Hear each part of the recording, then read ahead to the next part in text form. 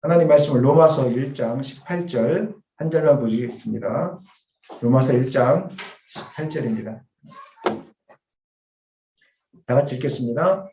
하나님의 진노가 불의로 진리를 막는 사람들의 모든 경건하지 않음과 불의에 대하여 하늘로부터 나타나나니. 하나님 말씀 제목은 하나님의 의의 계시가 필요한 이유라는 제목으로 말씀을 나누겠습니다. 올 한 해 우리가 믿음의 길 위에 든든하게 서기 위해서 붙들어야 할 것이 있다면 그것은 예수 그리스도의 복음입니다. 예수 그리스도의 복음이 무엇인지 알지 못하고 신앙생활을 하는 것은 마치 안고 없는 찐빵이나 속빈 강정과 같아서 맛이 없는 신앙생활을 하게 됩니다.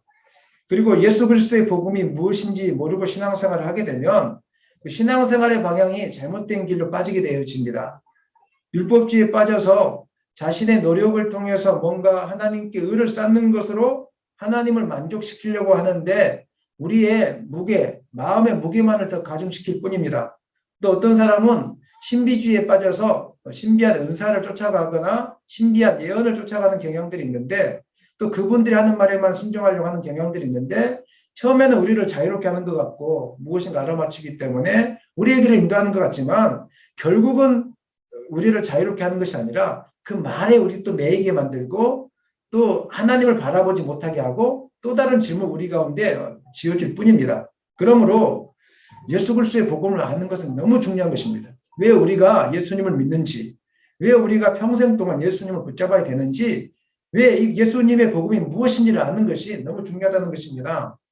예수님의 복음을 분명히 아는 사람은 주님을 따르는 기쁨이 그 안에 충만하게 넘쳐나게 되겠습니다.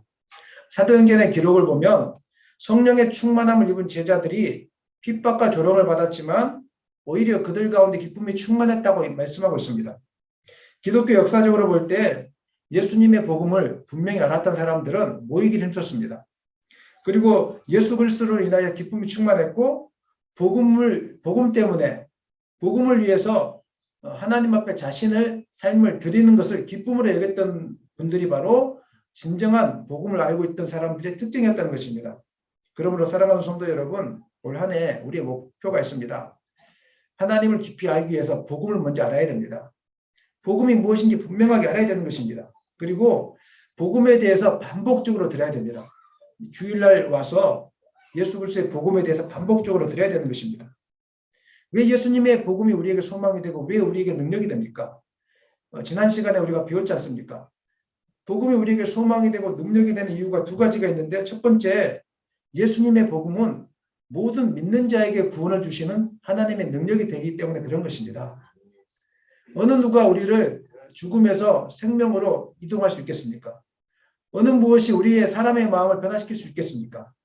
예수 그리스도의 복음만이 우리를 변화시킬 수 있습니다. 예수 그리스도의 복음만이 사망에서 생명으로 우리를 옮길 수 있다는 것입니다. 예수 그리스도의 복음만이 가능합니다. 세상의 우상을 섬기는 것은 불가능합니다.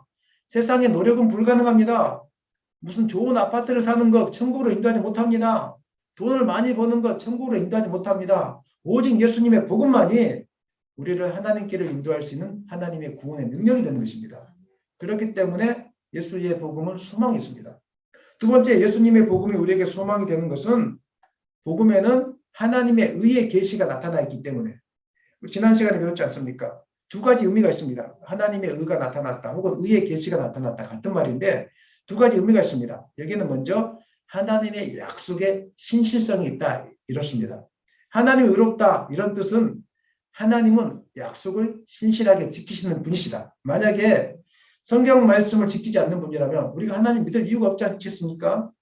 하나님은 옛 선지자를 통해서 예수님이 이 땅에 오실 것을 말씀해 주셨습니다. 그리고 예수님이 메시아가 분명하고 예수님을 믿기만 하면 우리는 하나님의 자녀가 된다. 약속을 성취해 주셨습니다. 믿으십니까? 하나님이 의로우시다. 하나님의 약속은 신실하게 지키시는 분이시다. 하나님의 약속의 신실성이 의롭다는 말에 담겨져 있습니다. 두 번째, 복음 안에 나타난 하나님의 의의 계시, 이 의롭다는 말의 뜻은 하나님의 심판 그리고 구원과 관련이 되어 있습니다. 우리는 율법에 의하면 마땅히 죄로 말미암아 죽어야 될 죄인입니다. 여러분 기억하십니까? 이 사실을 믿으십니까? 그런데 우리는 하나님 앞에 나아갈 수가 없는 존재였는데 예수 십자가의 보혈로 하나님 앞에 나아갈 수 있는 의로운 존재가 되었다는 것입니다. 예수님을 믿을 때 죄사함 받고 의롭게 되어집니다. 의롭지 못하면 하나님 앞에 서지 못합니다. 죽습니다. 오늘 우리가 예배 드릴 수 있는 이유는 예수 십자가의 보혈의 피를 힘입어서 의로워졌기 때문에 하나님 앞에 예배 드릴 수 있는 것입니다. 믿으십니까? 이게 바로 복음 안에 있는 의의 계시입니다.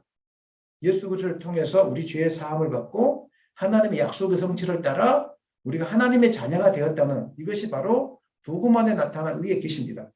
여러분 예수님을 믿을 때 하나님의 자녀가 된다는 이 사실을 붙드시길 바랍니다.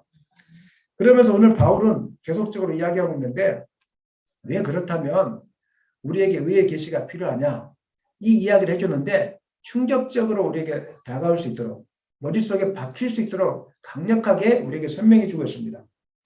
하나님의 의의 계시가 우리는 구원을 받는 것, 천국에 가는 것으로만 알고 있는데 반대편도 있다는 것입니다. 하나님은 반대로 인류의 이 의의 계시 안에는 심판과도 관련이 있다는 것을 분명하게 이렇게 이야기해 주고 있습니다. 하나님은 하나님을 신실하게 의지하는 분들에게는 상을 베푸시고 구원의 은총을 베푸시는 분이시지만 반대로 하나님의 말씀을 따라가지 않고 불순종하는 자들에게는 심판으로 보응하시는 것이 하나님의 의입니다. 믿으십니까? 로마서 3장 6절로 8절, 로마서 2장 6절로 8절 다 같이 읽겠습니다. 하나님께서 각 사람에게 그 행한 대로 보응하시되 참고 선을 행하여 영광과 존귀와 썩지 아니함을 구하는 자에게 어떻게 하신다고요?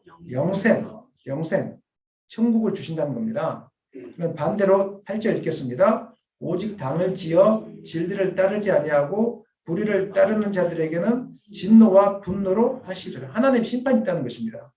하나님의 의에 계시는 구원도 있지만 반대로 말씀을 따르지 않는 분들에게 심판이 있다는 것을 성경은 이렇게 말씀하고 있습니다. 오늘 본문에서 그래서 바울은 하나님의 의에 계시의 필요성을 설명할 때 악인들에게 심판하시는 하나님에 대해서 강력하게 이야기하고 있습니다. 왜냐하면 우리가 얼마나 큰 죄인인지 알지 못하면 사람들은 왜 우리가 복음을 드려야 돼요? 그 의의 계시가 나와 무슨 상관이 있어요? 교회 다니면서도 우리가 얼마나 큰 죄인인지 알지 못하면 왜 우리가 굳이 예배를 드려야 돼요? 예배 한두 번 빼먹어도 되지 않겠습니까? 굳이 그렇게 열심히 하나님을 믿을 필요가 있겠습니까? 라고 우리가 질문을 던질 수 있다는 것입니다. 그래서 사도 바울은 너희들이 얼마나 추악한 죄인인지 정말 심판받아 마땅한 죄인인지를 설명해 주고 있습니다. 그게 바로 오늘 본문에 기록된 18절 말씀이라는 것입니다. 자신의 몸이 얼마나 나빠졌는지 알지 못하는 사람에게 병원에 가야 됩니다. 약을 먹어야 됩니다. 운동을 해야 됩니다. 라고 말해주면 듣지 않습니다. 저는 괜찮습니다. 이렇게 이야기합니다. 그러나 자신의 건강 상태가 건강검진을 통해서 얼마나 나쁜 상태가 되었는지를 알기 시작하면 의사가 이렇게 이야기하죠. 오늘부터 아이스크림 많이 먹으면 당신 죽습니다. 오늘부터 운동하지 않으면 당신 생명이 사라지게 될 것입니다. 오늘부터 그렇게 게으르게 생활하면 당신 죽습니다. 설탕 많이 먹으면 죽습니다. 이렇게 하면 그 사람 놀래가지고 그 다음부터 운동하게 될 것이고 아이스크림 중단하게 될 것이고 달달한 음식도 안 먹게 될 것이고 밀가루 음식도 안 먹게 될 것입니다. 쇼킹해서 내 상태가 몸이 이렇게 허물어져 있구나 이것을 알기 때문에 정신을 바짝 차리고 의사 선생님에게 뭐라고 하겠습니까? 살려달라고 하지 않겠습니까? 시키는 대로 하겠습니다. 제가 오늘 시키는 대로 하겠습니다. 이렇게 할 것입니다. 우리가 괜찮은 사람이라고 스스로 생각하는 사람은 하나님 말씀이 시키는 대로 하지 않습니다. 하나님 말씀이 오른쪽으로 가라고 하는데 자기는 왼쪽으로 갑니다. 말씀 기도해야 된다고 그렇게 기도해야 산다고 이야기해줘도 절대 안 됐습니다. 자신의 상태가 얼마나 악해져 있는지 자신의 상태가 얼마나 지금 험악해져 있는지를 병들어가고 있는지를 모르기 때문에 그래서 자기가 괜찮은 사람이라고 생각하는 사람들은 늘 말씀을 통해서 권면해주면 신경절적인 반응을 보입니다. 내가 왜 그렇게 살아야 됩니까? 복음을 들어야 된다고 이야기하면 복음을 붙들지 않고 듣지 않습니다. 서기관들과 바리새인들에게 이런 모습이 많이 나타났습니다. 예수님이 와서 정신 차려야 된다. 그렇게 살면 안 된다고 이야기하니까 예수님의 말씀을 듣지 않고 예수님을 오히려 십자가에 못 박고 조롱하는 이런 일들을 그들이 행했지 않겠습니까? 사랑하는 여러분, 믿음의 출발은 하나님 앞에서 내 존재가 얼마나 가능성이 없고 내가 하나님 앞에 얼마나 추악한 죄인인지를 직접 보고 깨닫는 것에서부터 시작하는 것입니다. 하나님의 의의 엑스레이로 우리의 영적인 상태를 찍어본다면 우리는 아마 두려워 떨게 될 것입니다. 나는 괜찮은 사람인 줄 알았는데 내가 매 주일 예배를 빠지지 않고 있기 때문에 11조를 정직하게 하고 있기 때문에 괜찮은 사람인 줄 알았는데 하나님의 의의 엑스레이로 오늘 찍겠습니다라고 줄 세우면 담대하게 그 앞에 찍을 사람 있겠습니까? 찍는 그 순간에 우리는 깜짝 놀랄 것입니다. 찍어보니까 그 안에 불신앙이 가득하고 부정직이 가득하고 거짓이 가득하고 욕심이 가득하고 시기가 가득하고 교만이 가득하고 악한 생각이 가득하고 그래서 하나님 이야기하는 거예요. 검사 받아보니까 너 지옥 가야 되겠다. 너 심판받아서 지옥 가야 되겠다. 어떻게 이거 신앙인이라고 할 수 있겠냐 너가 진짜. 참 너는 신앙인이라고 내 스스로는 말할지 모르겠지만 너 봐라 너 모습이 형편없다 지금. 너 지금 이렇다 이 모습이. 너 지옥이다. 이렇게 이야기한다면 그 사람이 아마 다리가 힘이 쭉 풀릴 겁니다. 일어나지 못할 거예요. 사형수가 사형당하기 전에는 막 용기 있게 막 이렇게 한다고 해요. 근데 사형장에 끌려가면 온몸에 구멍에 힘이 다 풀려서 뭐 오줌하고 뭐 배설물 다 나오고 눈 돌아가고 정신 잃어버리고 사지가 힘이 풀려가지고 이렇게 사형장으로 끌려간다고 이야기해요. 우리 지옥의 심각함을 못 봤기 때문에 죄의 결과의 심각함을 우리가 알지 못하기 때문에 우리는 괜찮은 사람인 것처럼 지금 살고 있단 말이에요. 그리고 복음을 듣지 않으려고 한단 말이에요. 적당히 예배를 드리려고 한단 말이에요. 기도 안 하려고 한단 말이에요. 그런데 죄의 결과가 무엇인지 안다면 그렇게 살지 못합니다. 아마 살려달라고 애걸복걸 할 것입니다. 제발 나 좀 살려달라고. 제발 나 좀 살려달라고. 우리가 사는 길은 오직 예수님밖에 없습니다. 그래서 하나님이 가르쳐 주시죠. 너 살고 싶냐? 살고 싶어? 그러면 십자가에 달리신 예수님을 바라봐. 십자가에 달리신 예수님을 믿어. 그래서 오늘 사도 바울은 모든 인류에게 의의 계시가 반드시 필요하다는 것을 깨닫게 하기 위해서 하나님의 진노 아래 놓인 인류의 절망적인 상황을 오늘 지금 18절 이하부터 쭉 나열하고 있는 거예요. 우리는 이렇게 절망적이야 이렇게 이야기하고 있어요. 로마서 1장 18절 오늘 본문인데 한 목소리로 읽겠습니다. 하나님의 진노가 우리로 진리를 막는 사람들의 모든 경건치 않음과 불의에 대하여 하늘로부터 나타나나니 불의라는 단어는 죄악에 빠진 인류의 실패를 요약해주고 있는 단어입니다. 하나님 말씀에 순종하고 하나님께서 지으신 목적을 따라 하나님과 화목하게 사는 상태가 의의 상태라고 이야기합니다. 반대로 하나님을 거부하고 하나님 말씀에 불순종하는 상태가 우리 오늘 본문에 나와 있는 불의의 상태라고 이야기합니다. 시편 1편에서는 의의 상태가 어떤 모습인지를 잘 우리에게 묘사해주고 있습니다. 잘 아시는 말씀인데 한번 읽어보면서 그 의미를 되새겨 보겠습니다. 읽습니다. 복 있는 사람은 악인들의 길을 따르지 아니하며 죄인들의 길에 서지 아니하며 오만한 자들의 자리에 앉지 아니하고 오직 여호와의 율법을 즐거워하여 그의 율법을 주야로 묵상하는도다. 그는 시냇가에 심은 나무가 철을 따라 열매를 맺으며 그 잎사귀가 마르지 아니함 같으니 그가 하는 모든 일이 다 형통하리로다. 하나님과 화목을 이루고 하나님 말씀에 순종하는 의의 사람이 갖고 있는 모습이라는 겁니다. 어떻습니까? 시냇가에 심은 나무가 철을 따라 열매를 맺고 그 잎사귀가 마르지 아니함 같이 그가 하는 모든 일이 형통한다. 그가 하는 일이 형통한다는 뜻이 무슨 말입니까? 하나님이 함께해 주시니까 걱정과 염려가 근심 없다는 것입니다. 하나님이 동행하는 그 기쁨을 누리게 된다는 것입니다. 하나님 말씀에 순종하는 사람, 하나님 말씀을 따르려고 하는 사람, 나는 죄인입니다. 하나님 도우심이 없으면 나는 살 수가 없습니다. 이렇게 고백하는 사람에게 진정한 평화가 임한다는 것입니다. 하나님의 평화가 여러분 가운데 임하기를 예수님의 이름으로 축원합니다. 태초의 사람 아담은 하나님 앞에서 의의 관계가 맺어졌던 그런 사람이었어요. 태초에 하나님이 아담과 하와를 창조하실 때 하나님 보시기에 너무 아름다웠고 사람 자체가 의로운 모습을 보여주고 있었어요. 하나님 말씀에 순종했고 말씀을 따르려고 하고 하나님만 바라보고 그랬다는 거예요. 그래서 시냇가에 심은 나무가 철을 따라 열매를 맺고 그 잎사귀가 마르지 않냐는 같이 그들에게는 부족함이 하나도 없었어요. 에덴 동산에 있을 때. 그런데 하나님께 불순종하로 말미암아 죄가 세상에 들어와서 하나님을 거부하고 하나님의 말씀에 불순종하는 불의의 상태가 되고 만 것입니다. 하나님은 의로우신 분이시기 때문에 하나님 말씀 안에 거하는 자들을 구원하시지만 하나님 말씀을 떠나는 자들, 거부하는 자들은 심판하신 분이세요. 그래서 하나님은 세상의 불의에 대해서 진노하시는 거예요. 세상의 악함에 대해서 하나님은 지금도 진노하고 계시는 분이세요. 로마서 1장 18절로 32절 말씀에서는 하나님의 진노를 다루는데 이방인들에게 임한 하나님의 진노. 그 다음에 로마서 2장 1절로 3장 8절까지는 자기는 선하고 착하다고 생각하는 유대인들에게 임한 진노에 대해서 기록하고 있습니다. 먼저 우리는 하나님이 진노하신다라고 하실 때 이 진노의 의미가 무엇인지를 조금 살펴볼 필요가 있습니다.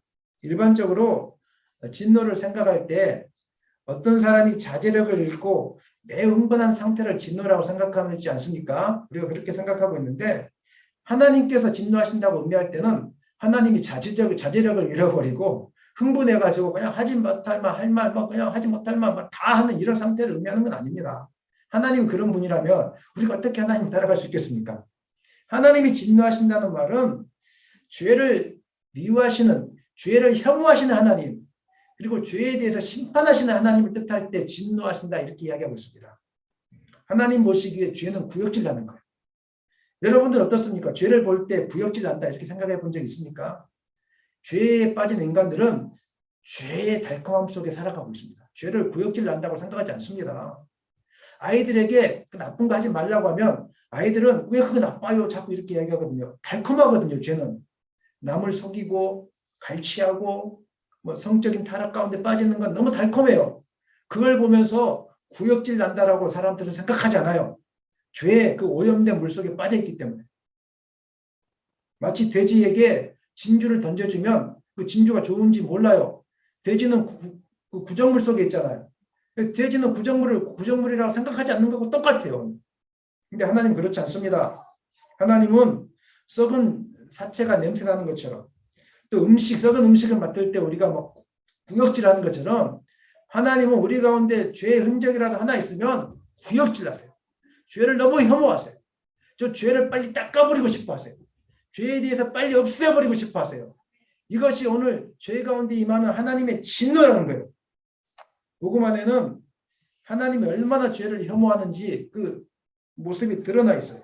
그래서 우리가 복음을 전할 때 제일 먼저 하는 일은 죄가 얼마나 사악한 것이고 하나님께서 얼마나 죄를 싫어하시는지를 먼저 증거하고 있어요. 우리의 믿음의 출발은 바로 우리 가운데 죄가 얼마나 추악한 것인지 깨닫는 것에서부터 시작하는 거예요. 아, 내가 그동안 이렇게 살아왔던 것이 추악한 거였구나. 하나님의 진노를 사기에 마땅한 것이었구나. 남을 속이고 거짓하고 이런 것들이 하나님 보시기에는 정말 추악한 것이었구나. 이것에 대한 깨달음이 있을 때 비로소 예수님을 받아들이게 되고 이것에 대한 깨달음이 있을 때 하나님의 은혜가 우리 가운데 충만하게 임하게 되는 것입니다. 신앙생활을 할 때 겸손하게 신앙생활을 잘 하시는 분이 있고 신앙생활을 대충대충 하시는 분들이 있어요. 이 차이점이 무엇인가? 교만하게 하시는 분들이 있는데 그 차이점은 하나님 앞에서 자신의 존재가 얼마나 불의한 존재인지를 깨닫느냐, 깨닫지 못하느냐 이 차이에 갈라지는 거예요. 자신이 하나님 앞에서 나는 불의한 존재입니다. 오늘 일주일 동안 살아보니까 하나님 말씀 못 지켰고 일주일 동안 살아보니까 내 마음속에는 거짓과 탐욕밖에 없었고 늘 불순종하고 늘 분노하는 것밖에 없었습니다. 하나님 나는 이렇게 죄 가운데 있는 죄인입니다. 세리처럼 고개를 들지 못하고 예배당에 나오는데 주님 나는 불쌍한 죄인입니다. 이런 사람에게 하나님이 은혜가 충만하게 임하고 늘 끝까지 겸손하게 부정이나 불평의 말이 나오지 않고 그냥 하나님이 시키는 대로 하겠습니다. 하나님이 저녁 10시에 나오라고 하면은 난 죄인인데 그냥 나가겠습니다. 하나님 은혜를 입은 사람인데 난 나가겠습니다. 새벽에 나오라고 하면 주님 원하시면 내가 또 나가겠습니다. 왜? 나는 지옥에 빠져야 될 불의한 죄인인데 하나님의 은혜로 구속함을 받았기 때문에. 근데 자기가 조금 괜찮은 사람이라고 하는 사람들 나는 스스로 괜찮은 사람이고 그래서 나는 그냥 은혜 받을 만한 가치가 있고 이런 사람들은 와가지고 판단하고 비판하고 정죄하고 이런 일들만 하는 거예요. 왜 우리가 그걸 해야 돼요? 사사건건 시비를 걸고 사사건건 불순종해야 되고 핑계를 대고 이런 사람들이 특징이 바로 내가 얼마나 큰 죄인인지를 모르기 때문에 이런 현상들이 지금 생기는 것입니다. 찬송가 438장에 보면은 내 영혼이 은총 입어 중환죄진 벗고보니 슬픔 많은 이 세상도 천국으로 하도다. 할렐루야 찬양하세 내 모든 죄 사함 받고 주 예수와 동행하니 그 어디나 하늘나라. 하나님 나의 삶이 형편이 없을지라도 내가 하나님께 은총받은 것이 너무 크기 때문에 나는 하나님과 동행하는 것만으로도 기뻐합니다. 그리고 하나님이 나에게 은혜를 베풀어 주셨기 때문에 언제든지 무슨 말이든지 나는 순종하며 따라가겠습니다. 이것이 바로 진정으로 자기의 모습을 깨닫는 사람들이 하는 고백이라는 것입니다. 그분들에게는 하나님의 충만한 은혜가 매 순간마다 매 시간마다 임하게 되는 것입니다. 그러나 자신의 추악함을 깨닫지 못한 사람은 판단하고 정죄하게 되는 것입니다.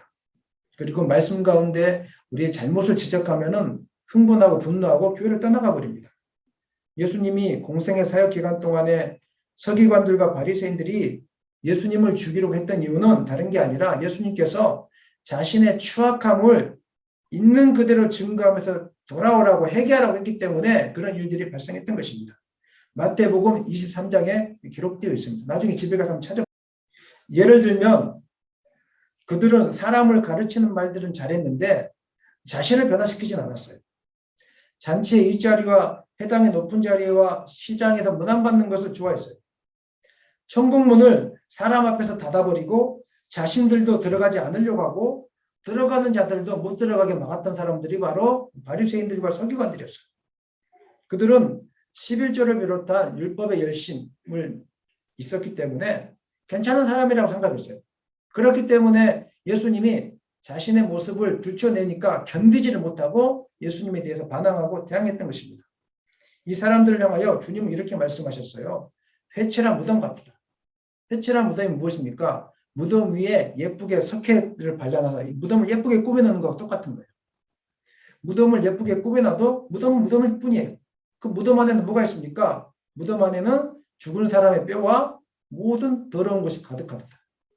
너가 주의를 잘 지키고 너가 율법적으로 흠이 없는 것처럼 보여진다고 할지라도 너 안에는 추악한 모습이 가득하단다. 하나님은 오늘 우리에게 이렇게 말씀하고 있어요. 그런데 율법에 의해 빠져버리면 잠시 회칠한 무덤처럼 자기의 모습을 가려지기 때문에 나는 괜찮은 사람이라고 생각해요. 그 다음부터 하나님의 은혜가 떠나가는 거예요. 우리도 언제든지 이런 일에 빠질 수 있다는 것에 경각심을 가져야 됩니다. 새벽 기도를 빠지지 않고 다니고 있기 때문에 정직한 11조를 하고 있기 때문에 무슨 일이 있어도 주일 성수를 하려고 하고 있기 때문에 1년에 성경 1독 이상을 해보려고 노력하고 있기 때문에 성가대에서 봉사하고 있기 때문에 어려운 사람들을 그나마 돕고 있기 때문에 혹은 목사와 선교사와 교사와 권사와 장로로 부름받았기 때문에 우리가 하나님의 은혜가 필요한 추악한 죄인이라는 사실을 놓칠 가능성이 많다는 것입니다. 그러므로 우리는 반복적으로 말씀을 통해서 우리가 얼마나 큰 죄인인지를 깨달아야 되는 것입니다. 그리고 하나님께서 이 죄들을 얼마나 싫어하는지를 우리가 날마다 드려야 되는 것입니다. 믿음이 간절하지 않은 이유, 뜨겁지 않은 이유, 우리 믿음이 성장하지 않은 이유는 이 사실을 놓치고 있기 때문입니다. 사랑하는 여러분, 하나님의 의의 계시가 필요한 추악한 죄인이라는 사실을 여러분 고백하십니까? 고백하십니까? 이 고백이 있어야 믿음이 들어오는 것이고 이 고백이 있어야 찬송을 한 절 부르더라도 은혜가 되는 것이고 이 고백이 있어야 추위 속에서 더위 속에서 예배해도 감사가 되는 것이고 이 고백이 있어야 나에게 아무것도 주어지지 않을지라도 여호와로 말미암아 기뻐하며 감사하는 삶을 살게 되는 것입니다. 오늘 이웃과의 관계가 깨어지는 이유가 무엇입니까? 하나님과의 관계가 깨어지는 이유가 무엇입니까? 바로 내가 죄인이라는 사실을 모르고 있기 때문에 죄를 즐거워하고 있기 때문에 그런 것입니다. 오늘 여러분 가운데 있는 죄악들이 있습니까? 타협하지 마시기 바랍니다. 불순종하지 마시기 바랍니다. 하나님 원하시는 일이라면 순종하시기 바랍니다. 그럴 일 없겠지만 새벽 4시에 나오라면 나올 수 있는 담대함이 있기를 원합니다. 은혜 베풀어 주시려고 하는 거니까. 그냥 불순종하지 말고 순종하는 거예요.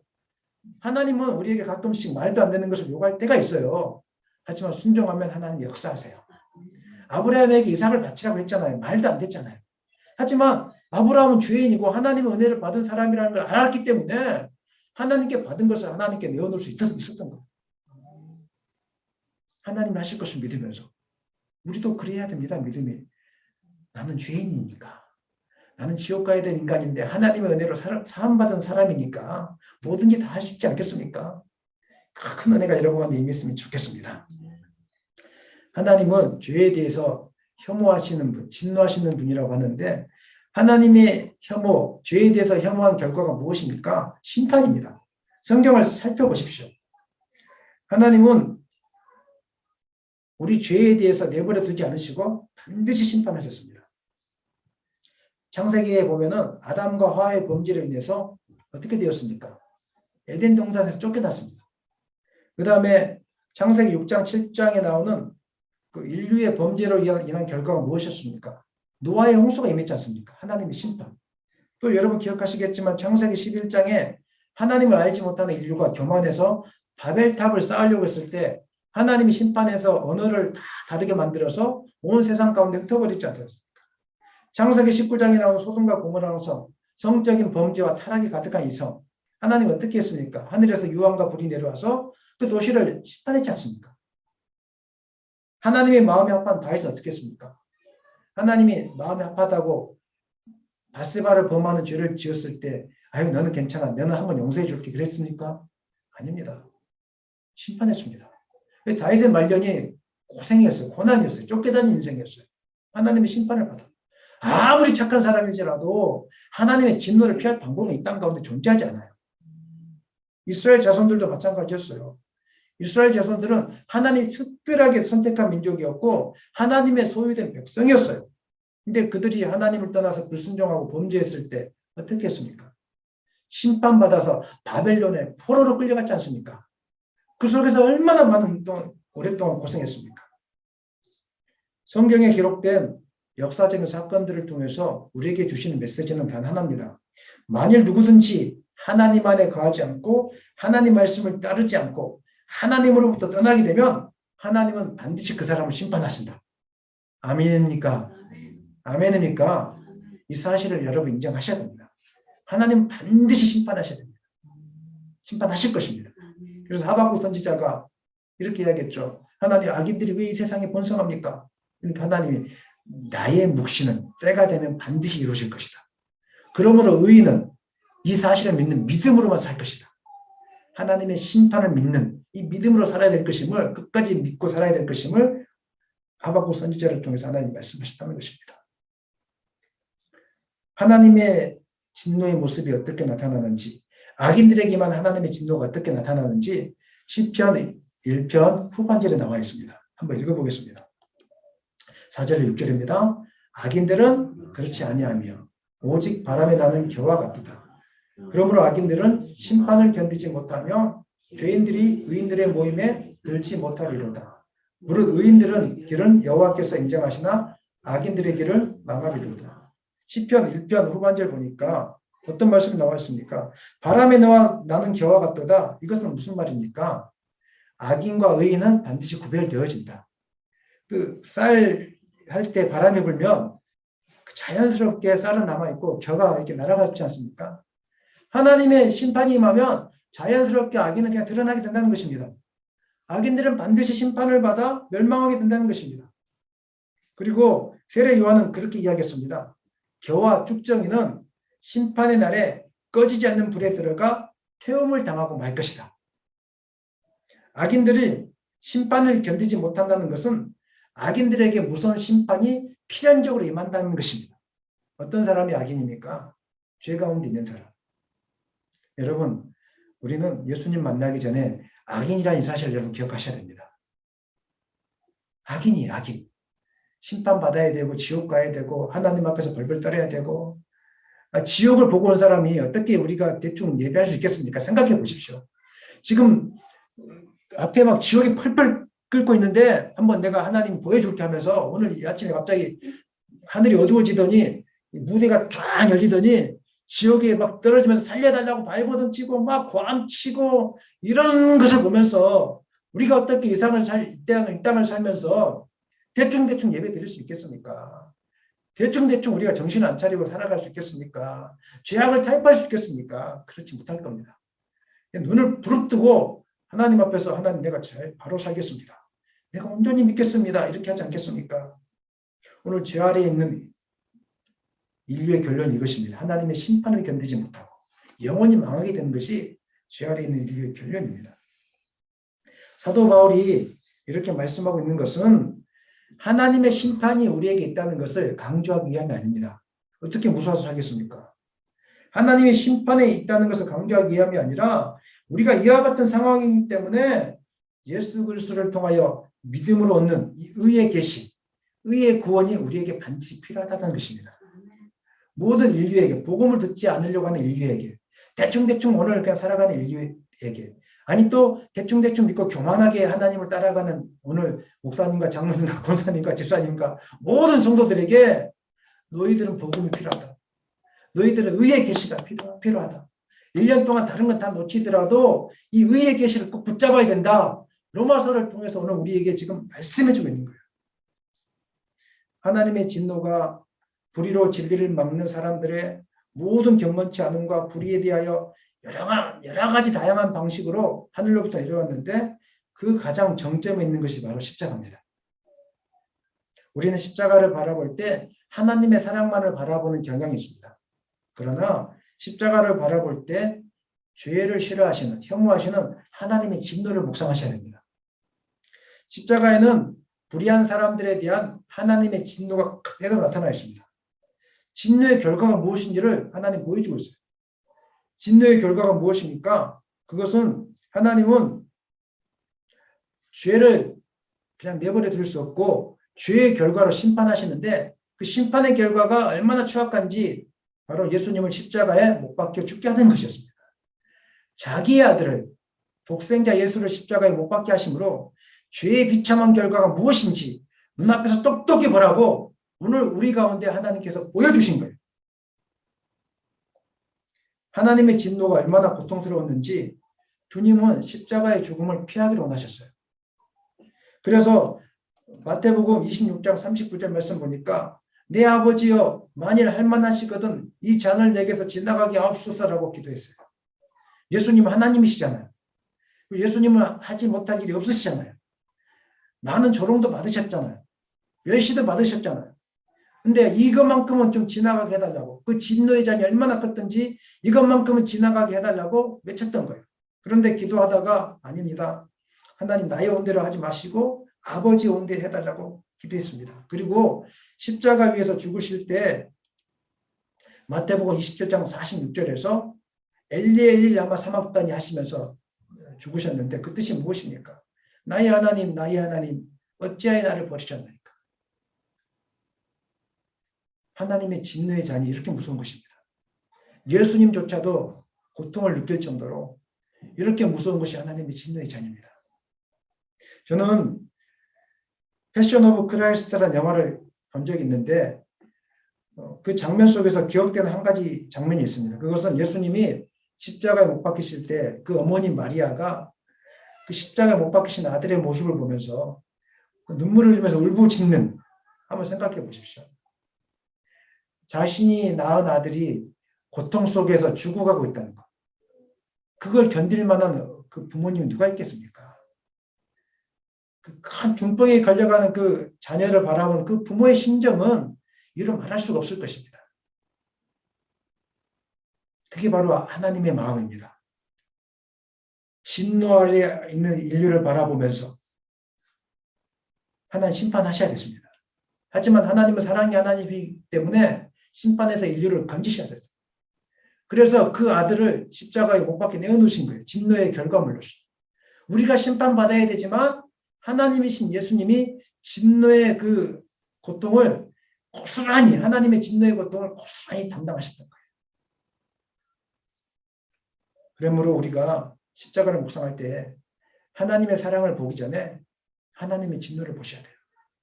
하나님의 진노를 보는 사람들은 더 이상 죄와 타협하지 않아요. 하나님의 진노를 묵상한 사람들은 내가 얼마나 추악한 죄인지를 깨닫게 되고 하나님의 의의 계시가 필요한 사람입니다. 나는 오늘도 하나님의 십자가 복음 없이는 살 수 없는 추악한 죄인입니다. 하나님 나에게 십자가의 복음을 깨닫게 하여 주시옵소서. 하나님 나에게 의의 복음의 계시를 깨닫게 하여 주시옵소서. 이렇게 붙들려서 이런 기도로 우리가 나아가는 삶을 살게 된다는 것입니다. 말씀 마무리하겠습니다. 이 땅에 있는 우리 모두는 악한 죄인이며 하나님의 의의 계시가 필요한 사람인 것을 여러분 믿으십니까? 오늘날 복음이 희미해져가는 이유는 하나님의 사랑에 대해서만 강조하고 축복에 대해서만 강조하고 십자가에 담겨진 하나님의 진노를 감추고 있기 때문에 그런 것입니다. 그래서 사람들에게 복음을 전할 때도 좋은 이야기만 하려고 합니다. 사람들이 원하는 것들만 들어주려고 합니다. 관심사를 묻고 관심사를 해결해 주려고 합니다. 하나님께서 그들의 문제를 해결해 줄 수 있다고 말합니다. 물론 하나님은 좋은 분이니까 충분히 해결해 줄 수 있는 분이십니다. 그러나 우리에게 복음을 통한 하나님의 의의 계시가 필요한 이유는 일상생활의 문제를 해결받기 위함이 아닙니다. 오늘 우리 가운데 복음의 의의 계시가 필요한 이유는 모두가 심판을 받아서 지옥의 정죄를 받기에 합당한 죄인이기 때문에 그런 것입니다. 우리가 예수님을 믿어야 되는 이유는 일상생활의 문제를 해결한 이야기 아니라는 것입니다. 우리에게 예수 그리스도의 복음이 필요한 이유는 죄의 문제를 우리의 힘으로 해결할 수 없고 우리는 심판을 받아 지옥에 가야 되는데 그것에서 건진받을 방법이 오직 예수 그리스도 의의 복음밖에 없기 때문에 우리가 예수님을 받아들여야 되는 것이고 우리가 예수님을 붙들고 평생 동안 살아가야 되는 것입니다. 예수의 복음은 좋은 이야기를 해주는 것이 아닙니다. 사회 봉사활동에 참여하는 것이 아닙니다. 사람을 변화시켜서 도덕적으로 안전하게 만드는 것이 아닙니다. 어려운 사람들을 돕고 구제하는 것이 예수 그리스도의 복음의 목적이 아닙니다. 이것은 예수님의 복음이 아니더라도 다른 종교에서도 사회봉사활동에서 다 하는 것들입니다. 학교 교육을 통해서도 얼마든지 할 수 있는 것들입니다. 하지만 오직 예수 그리스도의 복음만이 할 수 있는 것은 추악한 죄의 진노에서 건질 수 있는 것입니다. 하나님의 진노에서 건질 수 있는 것은 오직 예수 그리스도 의의 복음밖에 할 수가 없습니다. 그래서 우리는 예수 그리스도 의의 복음이 필요한 사람들입니다. 그러므로 죄에 대한 심각성을 깨닫지 못하게 하는 복음은 가짜 복음입니다. 오늘날 이 땅의 많은 설교들이 죄에 대한 심각성을 깨닫지 못하게 한다면 그건 가짜 복음입니다. 매 주일마다 우리 가운데 있는 죄에 대한 심각성을 깨닫게 해주고 잘못해서 돌이키게 만들고 하나님의 의의 계시가 필요하다는 것을 붙들게 만들고 하나님 나는 죄인입니다. 나는 의의 계시가 필요합니다. 나는 그 의의 계시를 깨닫기 위해서 오늘 또 나왔습니다. 하나님 나를 붙들어 주시옵소서. 이런 말씀들이 매 주일마다 선포되어질 때 교회는 이 땅에 소망 있는 교회가 될 것이고 올 한 해 우리의 믿음은 점점점 자라나게 될 것이고 순종하는 것이 기쁨이 될 것이고 예배드리는 것이 기쁨이 될 것이고 찬양하는 것이 기쁨이 될 것이고 모든 것들이 우리는 기쁨이 될 것입니다. 오늘 평생 동안 하나님의 진노로 인하여 우리가 하나님의 심판을 받아 멸망받을 수밖에 없는 죄인이라는 이 사실과 예수 그리스도의 십자가 외에는 이 하나님의 진노에서 건질 방법이 없다는 이 사실을 끝까지 붙드심으로 십자가 복음 앞에 합당한 믿음의 사람으로 들여줄 수 있기를 예수님의 이름으로 간절히 축원합니다.